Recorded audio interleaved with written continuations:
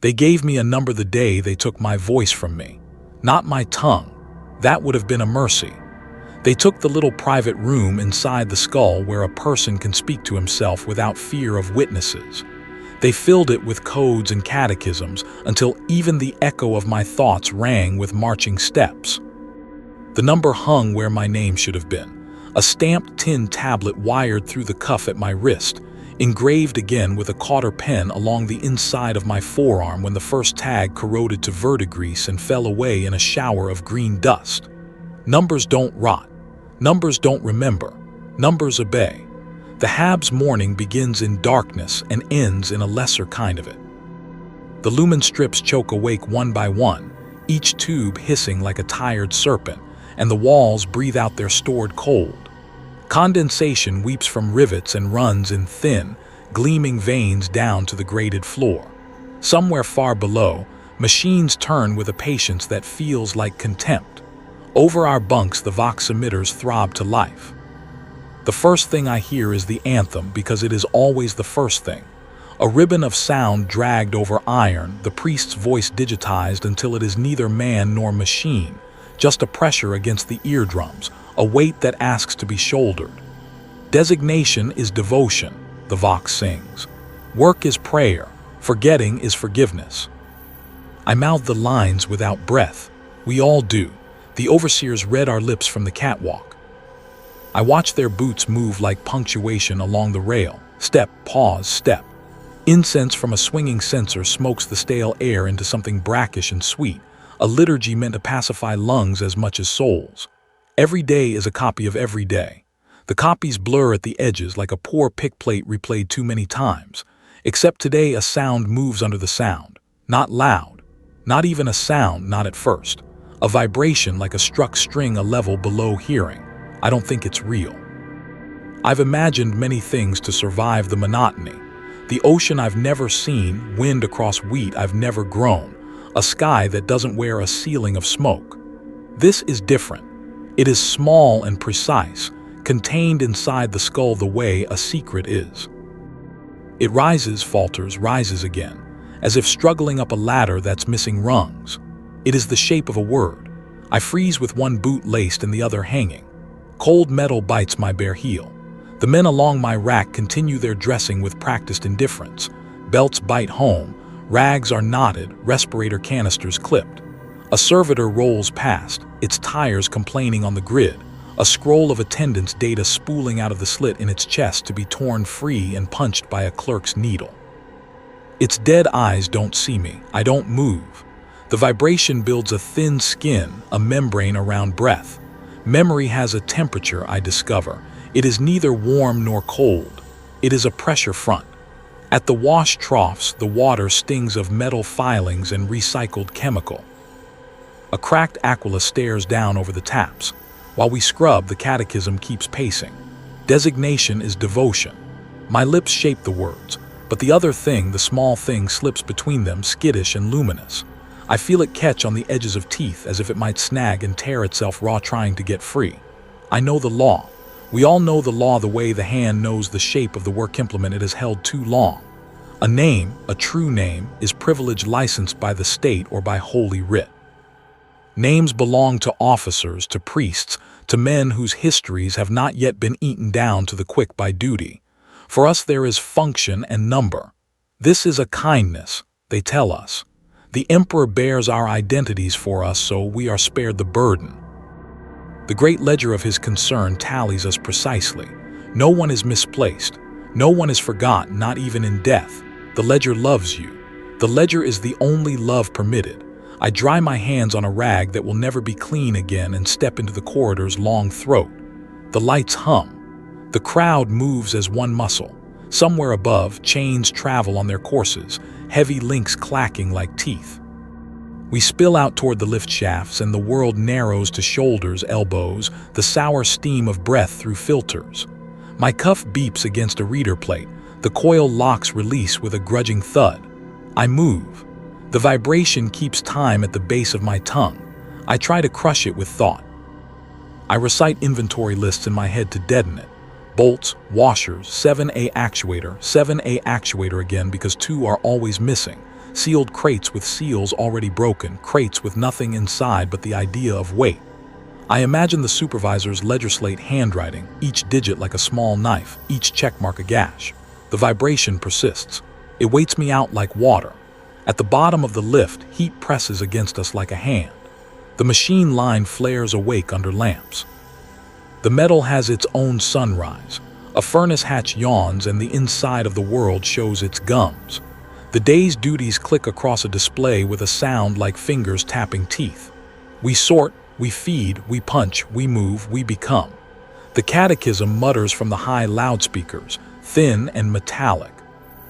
The words are nails, the air a plank, and the voice hammers in a rhythm that will outlast us all. Halfway through the third hour, the word membranes break. It isn't bravery. It isn't an act.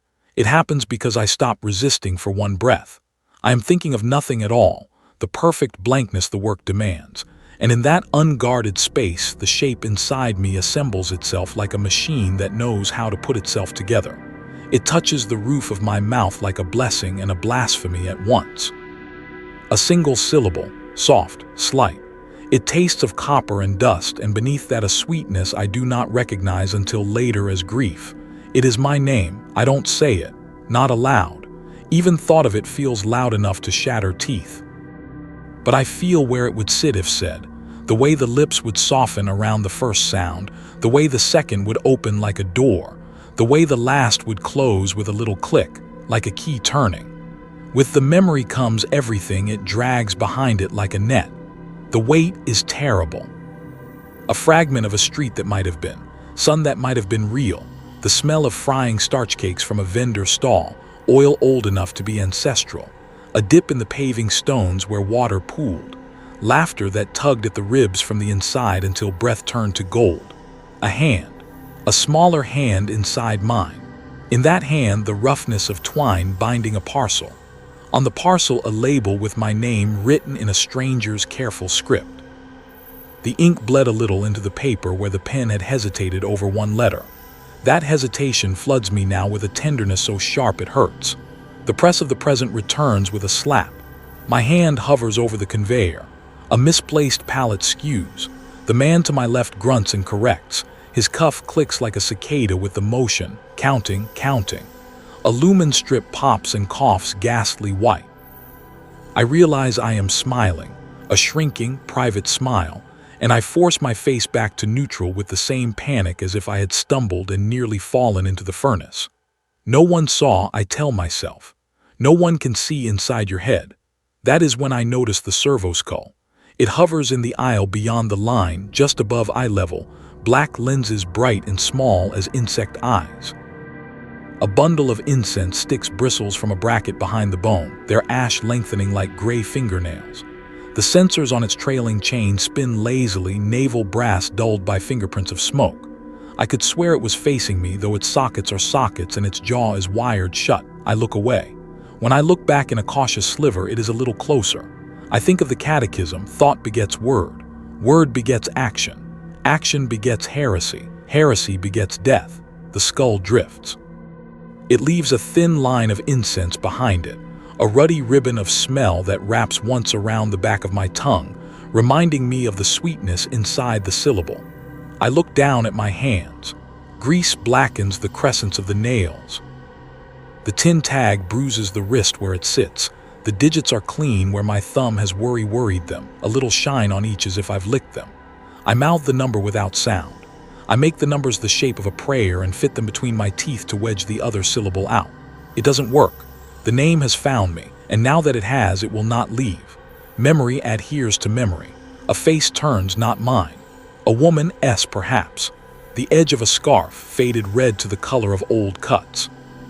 The breath caught in her throat the way breath catches when you are about to laugh and decide not to because the moment is too dear to pierce. My chest aches under the respirator straps. On our second rest bell, we squat on upturned crates while liquid protein drips from the dispenser nozzles into tin cups. The content is the same each day, a beige that tastes like nothing that ever lived. The cups are embossed with an aquila worn nearly smooth by lips. The men on either side of me slurp and stare at the floor. The servo skull has gone. The air smells of sweat trapped in cloth. I toy with the strap of my mask as if loosening it might make breathing easier. It never does.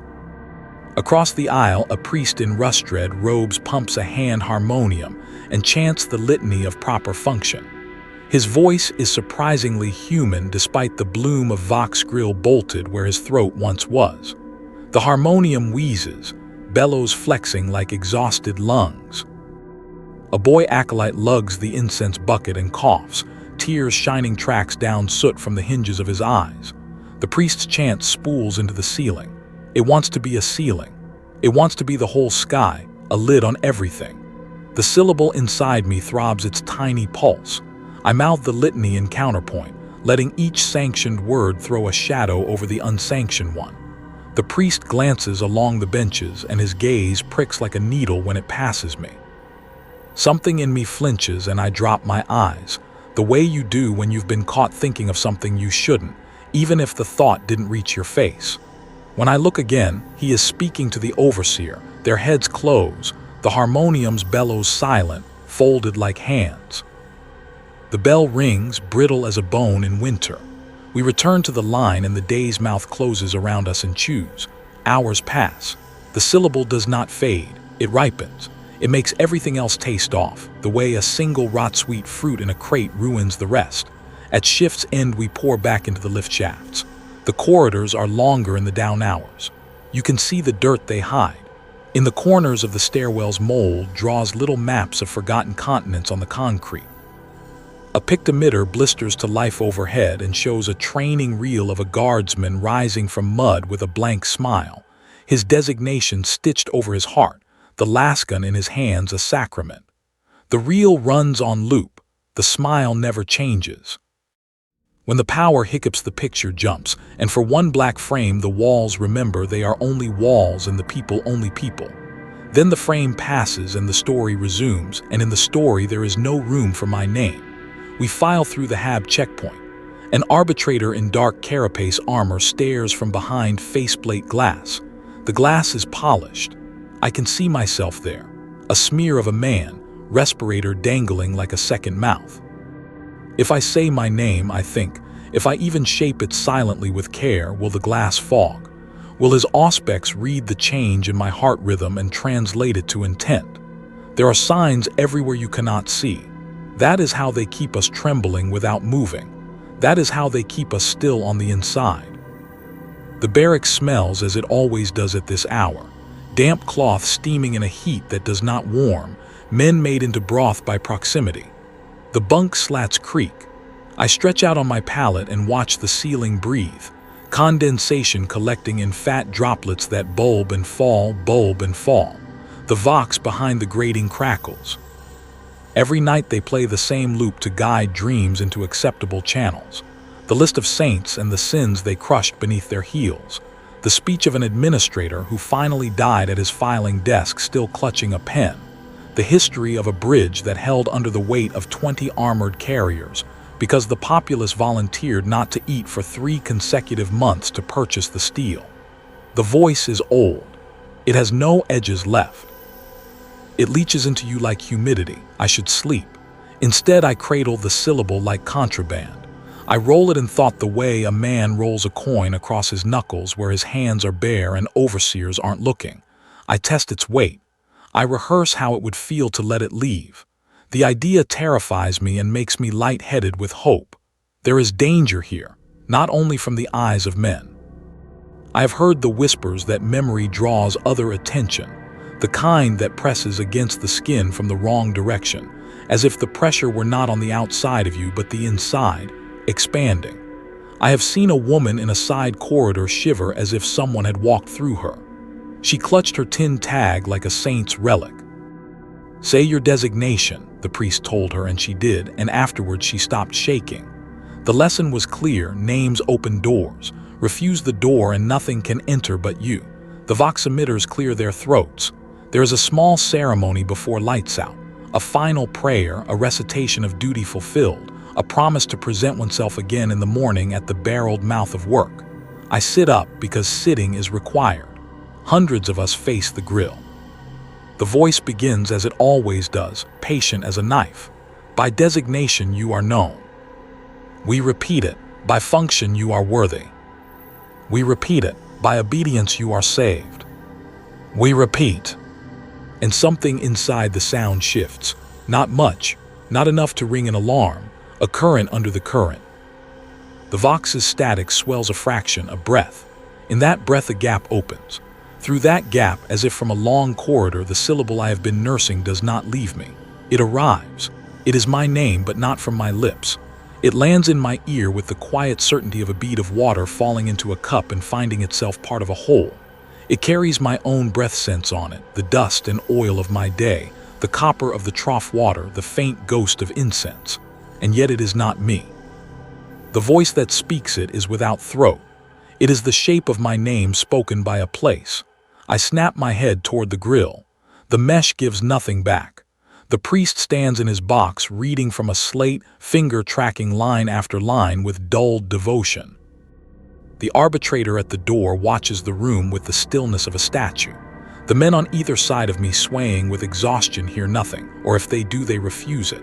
The vox resumes its pace, the hole in the sound sealing as neatly as if it had never opened. But the syllable remains where it landed, in me and not in me, a seed and a brand both. I know what it means at once without knowing how I know. I have not been speaking to myself alone. I have not been alone at all. Something has its ear pressed to the bulkhead of my life, listening for any word that does not belong to the ledger. I close my mouth and press my tongue hard to the roof of it until my jaw aches, as if pressure alone could crush the little sound before it becomes something larger. It is too late. The catechism drones on. Men begin to lie down. The lights dim with a tired flicker. Above me condensation gathers and lets go, in a rhythm that is not a heartbeat and yet decides the tempo of the night. I lie awake and put my number between my teeth like a wedge. On the other side of it, small and bright, my name waits. My name and the knowledge of another listener, patient, curious, perhaps hungry. When the final lumen in the far corner clicks out, the room sighs. In the sigh, in the seam where night slips its fingers into the day to pull it closed, I hear it again, the whisper of what I was, and the prickle of attention as something turns its head toward me in the dark. The first thing the Imperium teaches you is how to stand in a line. You think it is for rations or for shifts or for inspection, but the line is a catechism. Each step forward is a syllable of surrender, and by the time you reach the desk, any desk, you have already agreed to what will be taken. The rooms change. The desks do not. Wood where there should be steel, edges polished by generations of forearms, a shallow trench cut by years of elbows that leaned and yielded and were filed down. The light is always the same, too. A pallid wash from lumen globes that bow at the ceiling like tired moons. I have stood at so many desks that they bleed together into one. An administratum counter with a mesh grill and a speaking slot oiled by breath.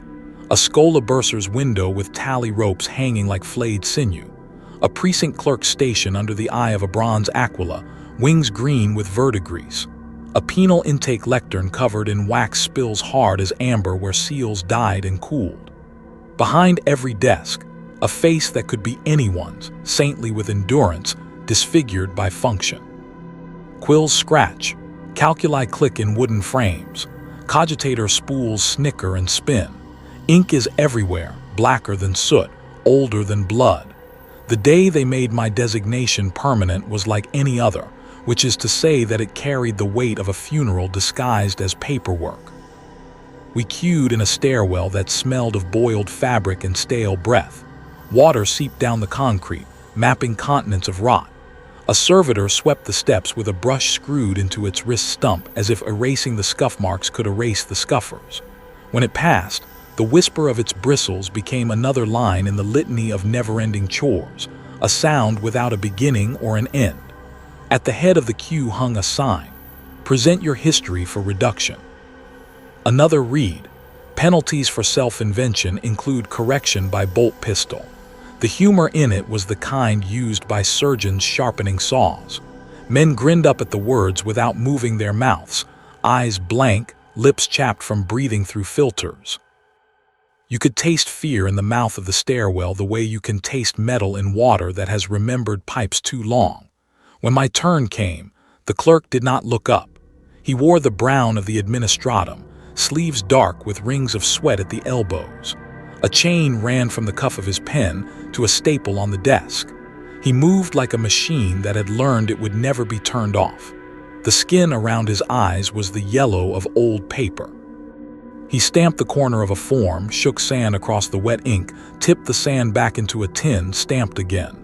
The desk trembled very slightly with each blow, a shiver that traveled into my bones. Designation, he asked, eyes on the page. I repeated the digits in a clear voice. They sounded like a gate locking, not a heavy gate, nothing dramatic, more the latch of a garden fence forgotten in a yard that will never see green again. Origin, he asked. Unknown, I told him, because that is the only safe answer. Unknown is a shape big enough to hide in. Known is a door. Doors invite inspection. He made a small noise from his nose that might have been agreement or might have been a lifetime's learned caution condensed into a single breath. He didn't ask again. He didn't care. They say the scribes of the administratum are blind from reading too many numbers. That's not true. They are blind from learning to see only numbers. I watched his fingers. He had tattooed each knuckle with a tiny tally mark, as if keeping score against time itself. When he finished transcribing my details into the ledger's cracked leather mouth, he reached for a stamp mounted on a wooden handle that had been touched by so many hands it had gone soft. He pressed it into red wax without looking and pressed the wax to my form, and the form to my cuff, and my cuff to my skin. The stamp's face bit neatly into the tin, an eagle and a date and a warning. Identity retained by the throne. The seal's heat seeped into my flesh. It was so gentle I could have mistaken it for kindness. Next, he said, and my life became ink. Later, I learned where the stamped forms went. The archivum sits at the hive center the way a tumor sits in a body, fed by everything, killing nothing quickly. The hallways between its stacks are lead-lined to keep out dust and keep in time. Files fill shelves whose wood has carbonized into something older and harder than any living tree. The scribes carry their own chairs from aisle to aisle because no one wants to sit where someone else has sat. Where is a form of contamination, and the archivum's holiness must be kept perfect, even in decay. In that place, the air tastes of varnish and varnish tastes of tears. The only sound is the drip of guttering wax and the tiny feet of silverfish reading with their bellies what men have read with their eyes. I was taken there once as a runner, one of a chain of hunched figures carrying a crate of reclaimed records that had survived a fire. The crate was strapped shut with leather, the buckle sticky with cooled sealant. We passed aisles that seemed to go on into a vanishing point. Along one wall, a row of scrivener monks stood with knives scraping the surface of old parchment to reuse it, tiny, delicate strokes that raised a ghost snow of skin from the page. Their faces were scarred with the same patience they inflicted on the paper. Above their benches hung a painted text, "Reuse is holiness, subtraction is salvation." Beside them, children with shaved heads ground old documents into slurry to make new sheets. Their hands were gray to the wrists. When they glanced up, their eyes looked like coins dropped into wells. The master scribe who received our crate wore a chain of office shaped like linked digits. He broke the seals with a traveler's knife and breathed in the smell that emerged as if it were incense. "We will find room," he assured us, as if room itself were a tithe. Then he pried out a folder with mold furred along the edges and began to read, lips moving. After a moment his mouth tightened. The muscles beside his jaw jumped like rats under a blanket. He reached for a brush dipped in black and painted a line through a name at the top of the page. Not a cross, not obliteration. A gentle line through, delicate enough that the name could still be made out beneath if someone were to be wicked and look. He sanded it dry with a ritual tenderness that made me want to shiver. Then he wrote a number in the margin and a date and closed the folder. "Correction," he said to no one, and everything to the person whose life had been reduced by that stroke. Correction achieved. We left the archivum in silence because there is nothing to say when you have watched a man erase a man almost kindly. The stairwell up out of that deep place felt steeper than it had going down. The light felt thinner. The dust clung as if reluctant to leave such holy company. Forgetting is survival. We all say it. We say it the way drowning men say the water is cool. A name is a handle by which you can be dragged back into all the things that are no use to the throne. Private loyalties, messy griefs, ambitions that aren't draftable as labor. I have seen what happens to those who cling to theirs. There was a woman in our hab once who refused the new designation the day they refiled the block. She wore her old name like a relic on the inside of her cheek, touching it with her tongue when she thought no one watched. By the end of the month, she had no tongue left to touch it with. It had not been torn out. She had bitten it to ribbons in her sleep, perhaps to keep it from betraying her, perhaps because the body is wiser than the mind about what must be excised. And I have seen the other way. The men who go quiet after the stamp, quieter than quiet, like rooms after the furniture has been removed. A friend, if that's a word that can still be used for someone you stand beside for years and never risk a single unapproved syllable with, was one of those. He had a scar that looked like a comma high on his cheek, and we would nod to each other during the protein drip, and that nod would be the sum of our defiance. I see you, the gesture said. I exist beside you. After his third designation adjustment, the comma became a period. He nodded no more. He did not speak out of turn because he did not speak, because there was no longer an inside voice asking to be heard. When he died on the line 2 winters later, the overseer wrote his number in a ledger and drew a neat check next to it, and the idea of him left the world with the same sound a page makes when it is turned. There are other offices of reduction. The Schola takes orphans and vents them of excess. That is the word used, excess. I've seen the processional rows of them move through dawn in their gray uniforms, heads smooth. The rhythm of their boot heals a metronome for the city's pulse. They look straight ahead because their instructors have explained that one faculty at a time must be trained to look where commanded. The eyes are the first to learn obedience, the mouth the last. Their instructor walks with a cane that clicks like a clock.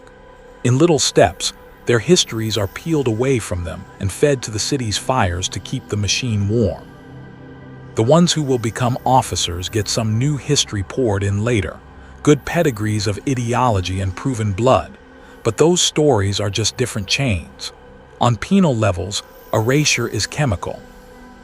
I was sent to inventory medici stock once and saw the racks of ampules. The labels read Amnestil and Comative and Reforge, standard dose. The glass was blue so you couldn't see the color of what it held.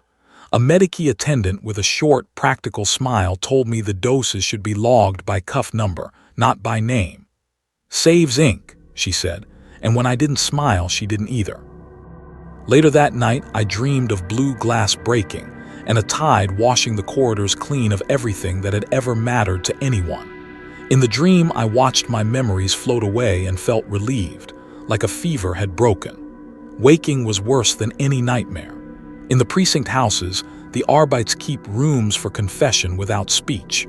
The doors are heavy enough to keep in sound and perhaps even prayer. Inside, the walls are lined with plates of lead embossed with texts of law. You are meant to sit at a steel table and contemplate words until words lose their meaning. A far speaker hisses a loop of recorded penances at a volume too low to fully hear, loud enough to refuse silence. There is a slot on the table where you feed a slip with your designation written in your own timid hand. The slot clicks back a slip with your corrective tasks. No one says your number aloud. The room reads it for you. The room speaks to you on behalf of the city. It is intimate and obscene at once, like being undressed by a stranger who has already seen you naked 1,000 times. If you are unlucky, or if luck has become a concept too large for your life and you simply fall where the tally marks require, your forgetting is absolute. I have watched a man be made into a servitor. There is nothing delicate about the process, no sacrament gentle enough to save it from being horror. The drill bites through skull with the sound of an auger taking a knot. The eyes are washed of everything that is not a lens. Tubes bloom from the ribs like gills. The mouth receives a bit and loses the right to form words. Afterwards, the body stands and moves where told, and the part that used to be a person waits in the dark behind the pain of its face. perhaps still present enough to know that there is no longer any word for itself. They call that mercy because it frees the city of one more mouth that might scream. You breathe this system the way you breathe the air. Even when you are not at a desk, you are standing in its line. At the end of shift, when the corridors empty and the hive's metal carcass creaks as it cools, you can hear the city's record keepers scratching. They are everywhere, in cubicles lit by candles because the cable's blown again, in borrowed closets beside latrines where steam warps paper and the ink beads, in train cars converted to offices where clerks sit 2 by 2 like birds tied to a perch. The scratching and the clicking and the stamping do not stop. They do not need sleep. They have become the galaxy's heartbeat where there is no heart left to beat. There is a lie at the center of all this, and I am not sure if the lie is for us or for those who make the ledgers. They tell us that forgetting will free us from pain, that the self is a wound best cauterized, that we will be lighter, cleaner, more pleasing to the throne once our edges have been planed off. But the planing leaves splinters. Those splinters lodge under the skin and fester, and every now and then you knock your hand against a doorframe and remember, suddenly, that you once had hands that held something other than tools, that you once used them to touch a cheek, to count coins the way the poor count hope, unreliable and poorly minted, but theirs. When people around me surrendered their names, some did it with the limp relief of men handing over a heavy parcel to a stronger carrier. Others had to be pried finger by finger away from themselves. Yet even the ones who fought ended up quiet, like rooms where the furniture has been carried out under orders. The scuff marks remain, and the outlines on the floor where the rug protected the boards from wear, and the square of paler paint where a picture once hung, but the living is gone. Sometimes I wonder about my own part in it. Was I robbed, or did I hold the door? It is convenient to blame the desk and the clerk and the stamp. It is satisfying in a thin, sour way to say the city stole me. But when I picture that long stairwell and the sign requesting my history for reduction, I also remember the small relief that loosened my shoulders when I reached the front. The surrender of our burdens is framed as theft. Who first suggested the bargain? When they slid the form toward me and the pen rattled on its chain, and the space for my name yawned below the line, I wrote my designation carefully and did not hesitate over any letter. I tell myself they trained me to do it, that the line trained me, that the world taught me the only way to walk it without being trampled. The thought is true and still feels like an excuse. Tonight, as the Vox mutters the parables of faceless saints and the barracks breathes its wet, tired breath, the syllable of my name, turns slowly in the place I have hidden it. It glows faintly, as if it were a coal buried in ash. I hold my palm above it to feel the heat and tell myself it is too late to change the shape of the world. Then the darker thought comes, quiet as dust. Perhaps no one stole anything from me. Perhaps I paid my past at the counter like anyone else, grateful to be rid of it and walked away lighter, humming the tune the line taught my feet to hum. And if that is true, if I gave myself away, what exactly is it that has begun to whisper my name back to me through the walls? It came without warning, not summoned, not asked for, not even wanted. In the endless gray murk of my thoughts, where silence and obedience had built walls so thick they seemed eternal, something broke through. A flash, a cut, a wound, a memory. It was not like the faint hints of names or shadows of feelings that sometimes stirred in me, weak and uncertain. This was sharper. It tore through the dim fog of forgetting like a knife driven into flesh. I saw her face, not fully, not clear, but enough. The curve of a cheek bathed in faint light, the softness of lips that formed a word I could not quite hear, the suggestion of eyes that had once met mine with something more than duty. I could not name her. I dared not. But the warmth was real, undeniable. It was the warmth of a human connection in a universe designed to extinguish such things. The memory burned. In the Imperium, memory is no gift. It is no mercy. It is a punishment. To recall what once was is to measure it against the ash that remains. It is to stand in the middle of desolation with a scrap of sunlight in your hand and feel its light only long enough to understand how total the darkness truly is. For a moment I tried to reject it. I whispered the prayers drilled into me, each syllable ground into my tongue by rote repetition. Obedience is life. Memory is heresy. The Emperor is all. But the words cracked in my throat. They felt brittle, weak. A litany meant to smother, not to heal. The face remained, and with it something I had not felt in years or decades or centuries. I cannot measure time anymore. The administratum taught me to mark existence in tasks, in tallies, in duty performed and recorded. Yet this memory broke the measure. It refused the tally. It surged like lightning, defying the gray. Was it a mother's face? Perhaps. Some hidden instinct told me there was tenderness in it, the kind of tenderness forbidden in the factories of the Imperium, where life is rationed and affection is weakness. Or perhaps it was the face of a companion, someone who had walked beside me once, hand in hand across the steel plains of some forgotten hive. Or maybe it was the battlefield. Yes, there was blood in the air, smoke, the pounding of shells. A hand gripped mine, steady, warm, insistent. A comrade, a brother, or a sister. Or perhaps just another number like me, refusing in one impossible instant to be only a number. I cannot say. The memory fractured even as it blazed, like shards of glass, sharp but incomplete. Enough to wound, never enough to hold, but it was there. And that alone was dangerous. The Imperium does not forgive memory. Names are burned away. Histories are sealed in vaults of dust. Mothers and fathers are reduced to corpses stacked in endless ledgers. Love is stripped from the lexicon, replaced with loyalty. To remember otherwise is treason. And yet I remembered. The danger was not in the memory itself. The true danger lay in what it awoke. For in that fragile flame of remembrance I felt something else stir. Loss. Loss so immense it hollowed me. Loss so heavy it pressed down upon my lungs until breath itself felt like disobedience. Because to remember warmth is to measure how cold you have become. To remember closeness is to feel the chasm yawning in every direction now. My throat tightened. I wanted to cry out, but I knew no sound could be allowed. Even grief is rationed here. Still, the memory persisted. I felt my hands tremble where I thought them steady. I pressed my palms against the cold steel surface of my workstation, trying to bury the ghost beneath the rhythm of duty. Ink scratched on parchment. Vox sprayers hummed from overhead speakers. The mantra of forgetting coiled like chains. But my chains cracked. The ink blurred beneath my eyes. The parchment seemed to ripple. The Vox sprayer grew faint, as though I had been shoved a step sideways out of reality. My breath quickened. And in that trembling, in that fracture, a realization struck me with deeper terror than the memory itself. I was not alone.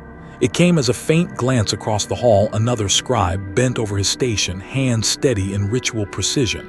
But for a brief heartbeat, his eyes lifted. They met mine, and I saw it there. Recognition. His pupils widened just so. His quill faltered in its stroke. A line of ink slipped into error, something no trained hand should allow. And in that error, in that instant, I understood. He too remembered. Not my memory, not the same face, but something, some crack in the wall of silence. We did not speak. We could not. To exchange even a word beyond the rote prayers would bring punishment swift and absolute. The servitors listened. The overseers watched.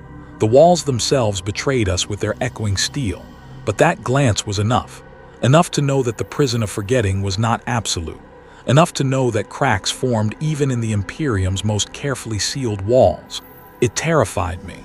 And yet, in the same breath, it gave me something else. Not hope, for hope is a heresy more dangerous than memory. But something subtler, something nameless. A shiver of defiance, perhaps, or the faint, poisonous thought that even in the deepest machinery of obedience, we were not entirely erased. The face lingered in me still, searing, incomplete. The warmth of the hand, the curve of the cheek, the faint scent of smoke and blood. And now beside it the image of another's eyes meeting mine, silently confessing that he too carried a forbidden ember. That ember burned against the cold. And in that moment a thought came to me, unbidden, unwanted, impossible to silence. If I am not alone in remembering, then what else hides beneath the silence?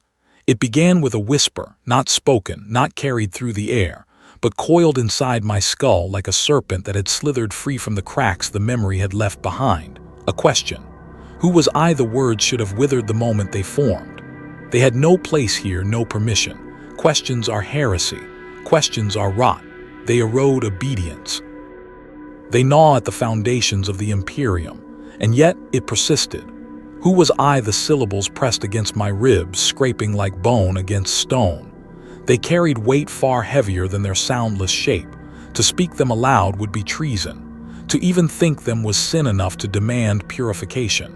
And yet they would not die. For days, perhaps weeks, I tried to bury them. I drowned them beneath the drone of the Vox hymns, beneath the scratch of my quill against parchment, beneath the endless repetition of records no one would ever read. The administratum teaches silence. It drills it into the marrow. Obedience, not identity. Function, not flesh. But silence is fragile when thought sharpens its edge. Each time the question surfaced, I felt eyes upon me. The air itself seemed to stiffen, watching, waiting. The servoskulls that floated in the vaulted ceiling hummed a little lower, their lenses flickering like judgmental stars. Even the light of the lumen strip seemed harsher, too white, as though intent on exposing me. Fear wrapped itself around my throat. I learned to move slower, to breathe shallower. My body mimicked the obedience that my mind had begun to betray. But my thoughts, they ran wild, like rats beneath the floor, impossible to silence. Who was I? Not just a number, not merely a name inscribed in the ledgers of duty.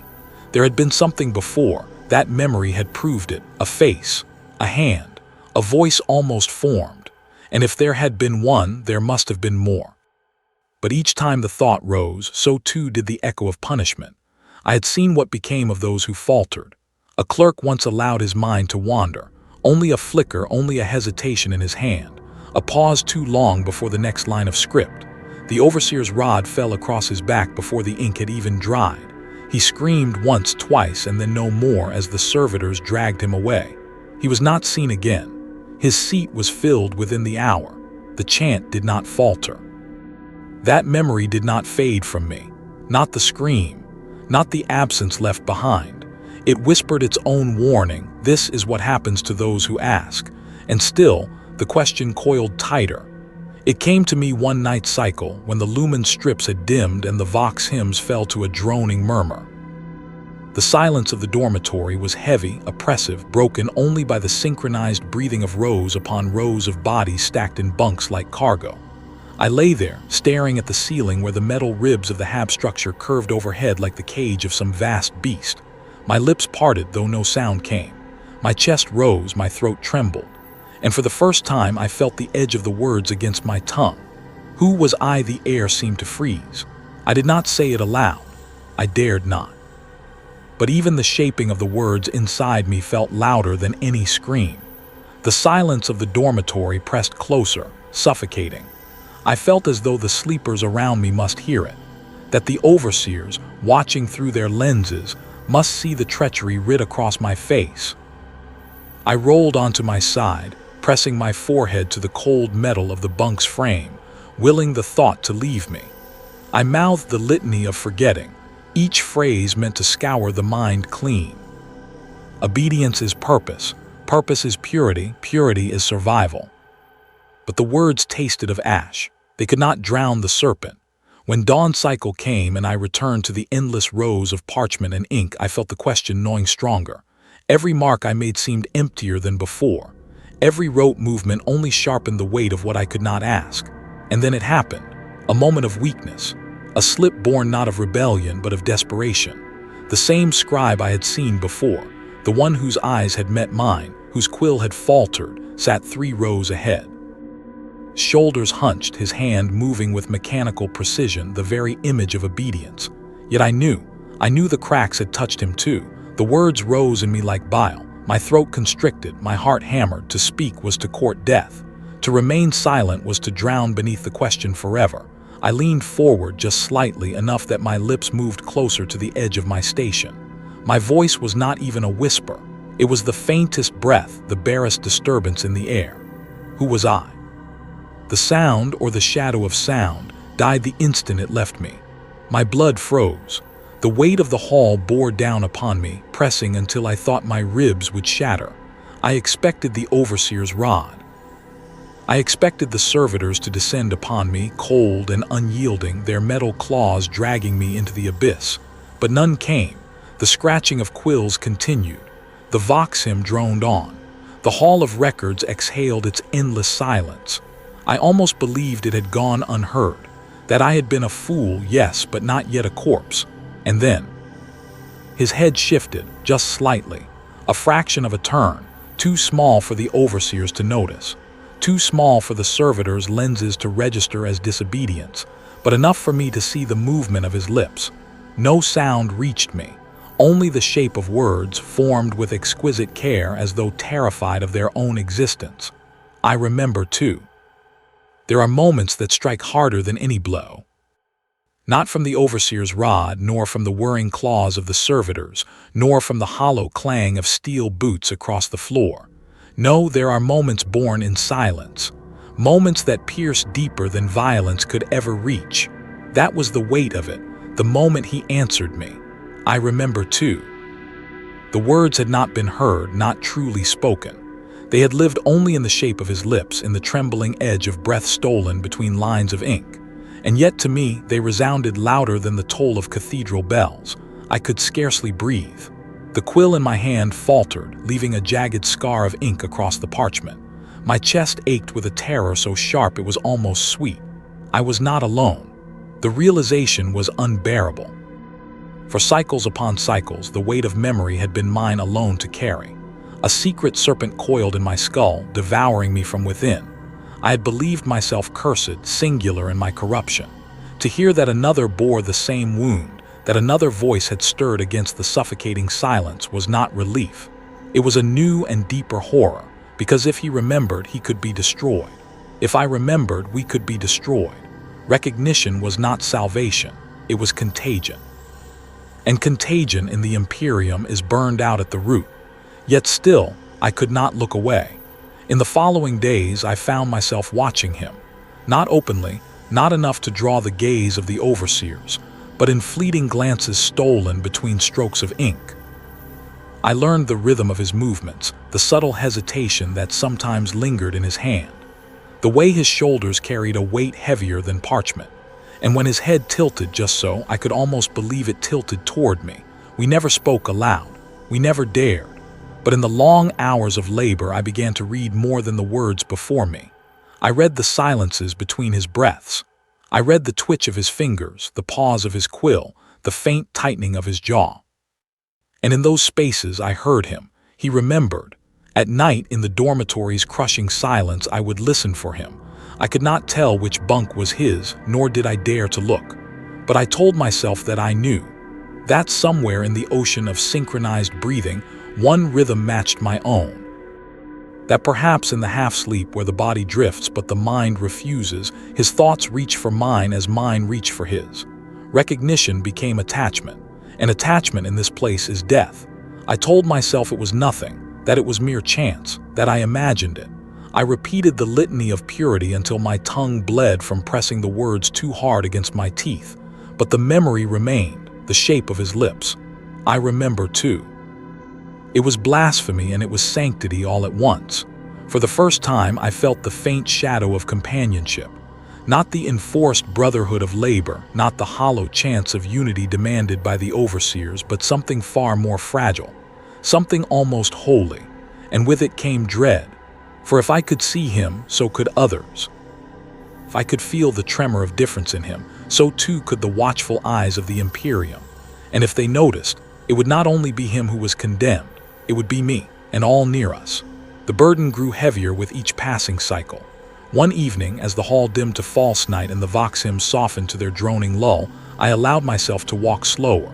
The columns of scribes filed back toward their bunks, a stream of gray figures moving with insect-like unity. I let the tide carry me near him. Not beside him, never so close as to be seen, but near enough that for the briefest heartbeat the air between us shifted. I felt it. a recognition that required no words, no movement, merely presence. The air itself seemed to tremble. And though no one else could see it, I knew in that instant we were bound by memory, by sin, by the unbearable truth that we had once been more than what the Imperium allowed us to be.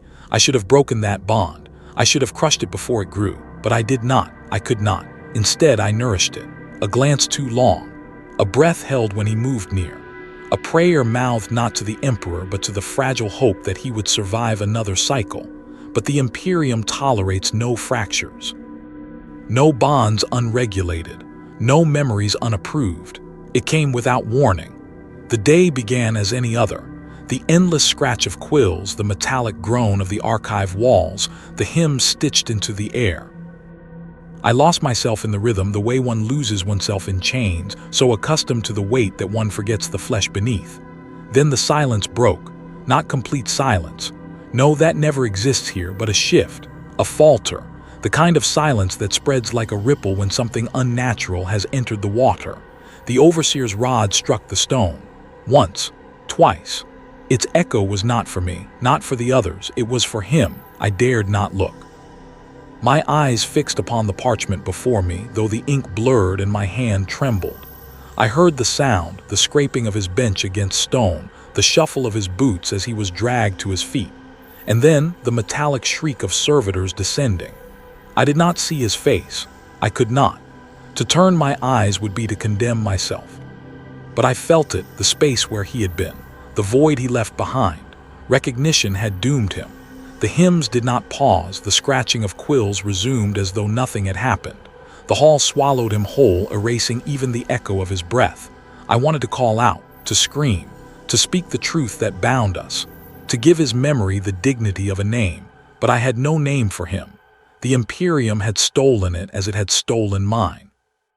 And so, as the servitors dragged him into the silence from which none return, I sat frozen, my mouth open but no sound escaping. I could not call for him. I could not even call out his true name. There are no bars stronger than those you cannot see, no chains heavier than those you cannot feel, and no prisons deeper than the ones built inside the mind. The Imperium understands this truth with a precision so merciless it cannot be called wisdom. It is machinery, perfected across millennia, refined through blood and the sacrifice of countless nameless souls.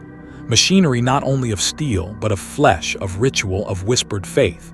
Its purpose is simple, to grind down the human spirit until nothing remains but obedience. I have seen its workings. I have lived within its cogs. The Schola Progenium was my first taste of that machine. Children lined in rows, eyes wide and hollow, forced to chant the catechisms until their voices cracked. We were taught to forget before we ever learned to remember. The drills were endless, marches in the cold until knees bled, recitations that erased individuality word by word. The Schola stripped away not only our parents' names, but the faint ghost of our own. In the end, all that remained was a blank slate upon which the Imperium could inscribe its need.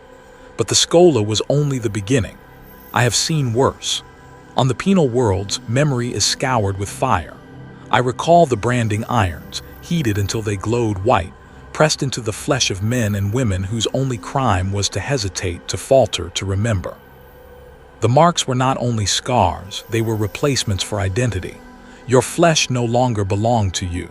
Your skin itself became a script declaring your guilt, your obedience, your place in the order. Some broke under it. Some screamed until their throats tore. But in time, even the screaming stopped. And when flesh proved too stubborn, the Imperium reached deeper into the mind itself. I once watched the Inquisition at work. Not directly, for none survive such proximity, but from a distance, as one watches the shadows of predators moving through the brush. The chemical lobotomies were silent affairs. The chosen victims returned hollow-eyed, their expressions carved away as if by unseen blades. They walked as though their bones remembered life, but their minds had been emptied and replaced with stillness. The whispering catechisms were worse, for the lobotomy was a wound you could see, but the catechisms were seeds. They were prayers repeated endlessly, whispered by priests with eyes like dead glass. The words crawled into your ears, nested in your skull, and grew. Thought by thought, they replaced your own. You woke one day and could not recall what was yours and what was theirs. That is how the Imperium feeds, on silence, on absence, on the erasure of all that might stand apart. And when silence was not enough, when the spirit refused to yield, there was always the final fate, servitors. I have seen men dragged to the forges and returned as husks. The flesh of their faces peeled back to make room for augmetics, their eyes replaced with dull optics, their mouths filled with vox grills that spat only static. They remembered nothing, desired nothing, feared nothing. They were reduced to utility, stripped of soul, chained forever in unending labor. The first time I saw one, I thought it a punishment. The 100th time I saw one, I realized it was worse. It was a lesson. This is what you are worth if you resist. This is what you will become if you dare to remember. The machinery of erasure is everywhere. It hums in the walls of the archives. It echoes in the chants of the Ministorum. It throbs in the endless propaganda songs that fill the air. You cannot escape it because you are never meant to. The Imperium builds not for freedom. It builds to crush. It builds to sustain itself through obedience. Every hymn is a cog. Every lash of the overseer's rod is a piston. Every execution, every silence, every unmarked grave, fuel for a system that endures because it annihilates anything that might dare to question it. And I have been inside that system all my life. I have felt it strip me down again and again until I was scarcely more than bone and parchment. But machinery, for all its power, is still machinery. It relies on precision, on repetition, on perfection, and perfection cannot last forever. I have seen the faults, small at first, a missed stroke of a quill, a hymn that falters for a single beat, a servitor that stutters in its endless drone. The machine is vast, the machine is merciless, but the machine is not infallible. I cling to that truth like a starving man clings to a scrap of bread, because all it takes is one flaw, one missed calculation, one breath that does not fit the rhythm, and then memory, forbidden and fragile, can bleed through the cracks. They say forgetting is mercy. They say silence is purity. They say memory is a weight the Emperor never intended mortals to bear. But I have seen the truth. I have seen what becomes of those who refuse to surrender their pasts. In the dust of ruined archives, beneath the shadow of cathedrals where incense chokes the lungs, there are those who cling to memory like drowning men clinging to driftwood. Secret scribes, bent and pale, who steal moments in the dark to scratch forbidden names onto scraps of parchment. Their hands tremble with every line, for each letter is treason, each syllable a death sentence. Yet still they write, husbands long lost, children taken to the black ships, comrades whose bones rot in mass graves where no marker will ever stand. When they are found, and they are always found, the punishment is merciless. The pyres rise in the public square as if flame itself were a sermon. The parchment burns first, curling into smoke. Then the bodies follow, their screams drown beneath the droning hymns of the ecclesiarchy. We are told it is justice. We are told it is holy. But I see through the words. I see the fear hiding in the eyes of the priests. Fear of what even one word, one memory can preserve. Fear that remembrance itself is rebellion. Others defy in stranger ways. Apostates who carve their defiance into their very flesh. Maps of fallen worlds inked into their chests. Names of the nameless scarred deep into their arms. A record etched not in books but in blood. Even when the enforcers strip them, lash them, peel their skin from their bones, the memories do not vanish. They bleed out into the earth, staining the stone with truths no catechism can wash clean. I once saw a woman punished for the crime of remembering her child's voice. She whispered his name when the litany demanded she recite the emperor's. For that, they cut out her tongue. They nailed it to the chapel steps, left it to blacken beneath the sun. Yet even tongueless, she mouthed his name in silence, lips shaping syllables that no blade could erase. For weeks she endured, until finally they dragged her to the pyre. But I swear, as the flames swallowed her, her lips still moved. Defiance is never free. It is always paid in flesh. It is always tallied in agony. And yet, even in their ends, something lingers. Their ashes scatter on the wind, and in the silence afterward, whispers remain. Whispers no inquisitor, no confessor, no executioner can silence. The idea survives that remembering is rebellion. The Imperium crushes bodies, it erases records, it silences tongues, but memory resists. And yet I fear it, because I have seen too much to believe it is only the priests who punish. There are places where the warp stirs at the act of remembrance, places where to cling too tightly to a forbidden name is to call out into the dark, and the dark always answers. I once watched a man who had remembered too much. He kept a litany of the dead scratched into his skin, thousands of names etched into every inch of flesh. He whispered them to himself as prayers. One night, in the midst of his recitations, his voice broke into a language no human mouth should form. His eyes rolled white and shadows twisted in shapes not cast by any flame. They found him the next day, his body torn open, words written across the walls in blood. Not his handwriting, not his words. Another time I heard of a scribe who had preserved the records of an entire city purged from history. She kept it in her mind, repeating every name, every street, every litany. She became a vault of forbidden memory, but the warp is patient.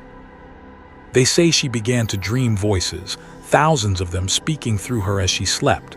When she awoke, her lips bled and the voices did not stop. By the time the Inquisition came for her, she was no longer a woman at all. So what is memory then? A weapon, a beacon, a rebellion, or an invitation to something worse? Every night I wrestle with this choice, to forget and survive as nothing, or to remember and risk becoming something less than human, something worse than dead. The machinery of forgetting is merciless. The sermons are endless. The prayers are drilled into us until we know them better than our own hearts. Yet there is a part of me they cannot reach. I still hold fragments, a face I cannot name, a voice that returns in dreams, a word so sharp it feels like a blade when I whisper it. These fragments cling to me like ghosts, and each time I keep them alive, I feel the air shift. The shadows grow longer. The vox chant falters for a heartbeat too long. My dreams bleed into shapes I dare not describe. I do not know if this is the Emperor's punishment, or if something else has noticed me. But tonight, as I hold on to these fragments, I feel it watching, a pressure in the air, a whisper not spoken aloud, a truth that chills me more than flame or blade. By remembering, I may already have crossed the threshold. By clinging to who I was, I may already be marked. The warp waits in silence, and I may already belong to it. There are nights when silence does not comfort me, nights when the stillness is not still at all, for in the silence I hear echoes, whispers, fragments of voices I thought lost. At first I believed them to be dreams, the mind clinging to what the heart refuses to surrender. The faces of the dead, the weight of forgotten names, pressing through the cracks of sleep. Yet the more I listen, the more I realize they are not dreams. They are not mine alone. They are something else, something vast, something that feeds. The ecclesiarchy teaches that memory is dangerous because it breeds heresy, because it plants doubt, because it weakens faith. But I have begun to see another truth hidden beneath their sermons. Memory is not merely a crime against the Imperium. Memory is food for the warp. Every name burned from record, every cry smothered in the pyre, every syllable forbidden, none of it is lost. The warp drinks it all. It feasts on silence, as though each forbidden thought torn from us becomes a morsel for the things that wait beyond the veil. I have felt it. When I close my eyes, I hear not only the prayers of the Ministorum, droning endlessly in vox loops. I hear layers, voices beneath the voices. Not hymns, not chants, but the sound of the forgotten clawing to return. And when I listen too long, I feel a pressure in the skull, a weight that is not my own thought but something pushing back from the dark. They say the warp mirrors the soul. If that is true, then what I have begun to hear is not simply the echo of humanity's fear, but the echo of its memory. Stolen, crushed, forbidden, now reborn, stretched into shapes the mortal tongue cannot carry. Sometimes it begins innocently. A word I had long thought buried suddenly rises in my mind, sharp and burning, as if whispered directly into my ear. At other times it is less merciful. A voice, familiar, intimate, speaking not in comfort but in distortion, as though dragged across endless gulfs before reaching me. I once dreamt of a child's laughter, a sound so pure it burned my heart with recognition. Yet when I turned in that dream to see the face, the laughter twisted. It deepened, lengthened, until it became something else entirely, a chorus of mirthless hunger, an imitation of joy stretched beyond recognition. I awoke drenched in sweat with the taste of iron on my tongue. And still, part of me longs to hear it again. That is the terror of the warp. Not only that it corrupts, but that it tempts. It gives back what we ache for most, only broken, hollowed, poisoned. It dangles memory like a lure on a hook, and we cannot help but follow. Perhaps this is why the priests demand we surrender remembrance. Perhaps it is not only to control us, but to starve the warp of its feast. Yet it is too late. Galaxy is saturated with loss. Every dead world, every slaughtered regiment, every erasure from the ledgers of history, all of it has bled into the sea beyond. The warp does not hunger, it gluts. I know because the echoes have begun to answer me. Once in prayer, I whispered a name I should not have known, a name that returned to me in a dream, a name I had buried long ago. My lips formed it soundlessly, trembling, afraid, and in the silence after I heard it repeated, not by my voice, not by any mortal throat. The shadows themselves seemed to breathe it. I froze. My blood turned to stone, because what I heard was not only my words spoken back to me, it was my own voice. My own tone, but hollowed, drawn out like a reflection in water disturbed by unseen depths. And I understood then. The warp does not only echo what is forgotten. It takes what we give, reshapes it, and returns it to us as a mockery. Each memory stolen from the flesh becomes a seed sown in that endless storm, and when it blooms, it does so in forms not meant for human ears. I have begun to fear sleep. For each night the echoes grow stronger. They follow me into waking. In the silence of the archive halls, I hear them rustle like parchment in windless air. In the stillness of prayer, I feel them brush against the edge of thought, testing, prying, waiting. And yet still I remember. Still I resist forgetting. For what is left of me without memory? What am I if not the sum of all I have lost? Perhaps that is my downfall. Perhaps by clinging to what the Imperium has tried to strip away, I have become a beacon in the dark, a lone flame in the ash, and the warp, ever hungry, has seen me. It whispers now in voices I recognize too well. The tone of a mother I can no longer picture. The cadence of a friend whose bones were ground into dust. The echo of myself stretched across eternity. And tonight it called my name, not in a dream, not in silence, but here as I write, it spoke with my own voice. And I do not know if I answered. There comes a moment when all masks fall away. When the chants cease, when the light gutters out, when the prayers that held you upright are revealed as nothing more than echoes in a vast and hollow chamber. That moment is now. I have asked the question that none dare speak aloud. What happens if one remembers, truly remembers, not fragments, not fleeting shapes of a life erased, but the whole truth of who one was? The question has gnawed at me, burrowed deeper with each breath. And now I think I know the answer. It is not salvation. It is not freedom. It is annihilation. Not the ending of the body, death would be a mercy. It is the dissolution of the self, the unraveling of all that once bound a soul together. To remember is to place yourself naked before the abyss, to see the truth of this galaxy and understand, with a clarity sharper than any blade, that there is no place for individuality in the 41st millennium. The Imperium does not permit it. The warp does not forgive it. And the galaxy itself, scarred, bleeding, endless, cannot bear it. I still cling to a fragment, the first memory, the one that has haunted me since the beginning. A simple thing, no more than a sound, a shape, a faint impression carved like a scar across my soul. I once believed it was mine, that it was the last ember of my true self, a tether to what I was before the erasures, before the silence, before the priests buried me beneath their hymns. But now I know, it is not mine. It has not been mine for a long time.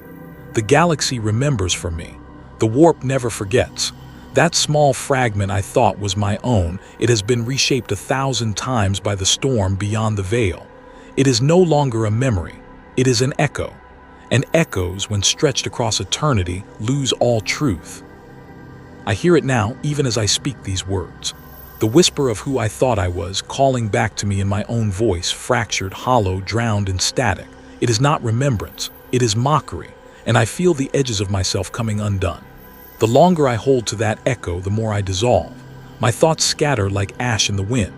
My name, whatever it was, tears apart in my mind like parchment in fire. My flesh still endures, my heart still beats, but I am fading. Not into death, but into something worse. Into the hunger of the warp. Into the nothingness of being remembered only as distortion. This is the last truth I must confess. To forget is death, but to remember is worse. For in this galaxy there is no escape from the harvest. The Imperium reaps our bodies, the wars reap our blood, and the warp reaps all that remains, the faint glimmer of the self, torn, stretched, swallowed. The ecclesiarchs tell us the Emperor remembers us, that he holds every loyal soul in his light. But even that is a silence too deep to trust. For when I pray, I do not feel his hand upon me. I feel the echoes instead. The endless, hungry ocean of memory that is not mine, will never be mine, yet will never let me go. There are no heroes here, no saints, no salvation, only the truth that burns colder than void ice. In the 41st millennium, individuality is not only forbidden, it is impossible. The moment you cling to it, it slips through your fingers, consumed by something larger, darker, hungrier. I tried to resist forgetting. I tried to preserve myself, to cling to who I once was, no matter how the priests threatened, no matter how the silence pressed. And in the end, I succeeded. I remembered, and it destroyed me. Now I walk as something hollow, a shell of thought and flesh filled with echoes that are not mine.